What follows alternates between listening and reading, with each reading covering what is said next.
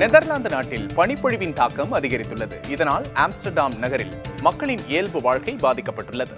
சாலைகளில் பனி படர்ந்திருப்பதால் அவ்வப்போது விபத்துகளும் நடைபெறுகின்றன. 100க்கும் மேற்பட்ட விமானங்கள் ரத்து செய்யப்பட்டுள்ளன. ரயில் சேவைகளும் முடங்கிய நிலையில் மக்கள் வீடுகளிலேயே இருக்க அரசு அறிவுறுத்தியுள்ளது. இந்த வாரம் முழுவதும் ஆம்ஸ்டர்டாம் நகரில் பனிப்பொழிவு அதிகளவில் இருக்கும் என்று தெரிவிக்கப்பட்டுள்ளது. ஸ்லோவேனியாவில் உள்ள பிரபல சுற்றுலா பகுதியான பிளைட் ஏரியை பார்வையிட தினமும் நூற்றுக்கணக்கான சுற்றுலா பயணிகள் வந்து செல்கிறார்கள். ஐரோப்பாவில் குளிர்காலம் தீவிரமடைந்திருப்பதால் பல்வேறு நாடுகளில் பனிப்பொழிவும் குளிரின் தாக்கமும் அதிகரித்துள்ளது. அந்த வகையில் ஸ்லோவேனியாவில் உள்ள பிளைட் ஏரி பகுதியில் பனிப்பொழிவு நிலவி வருகிறது.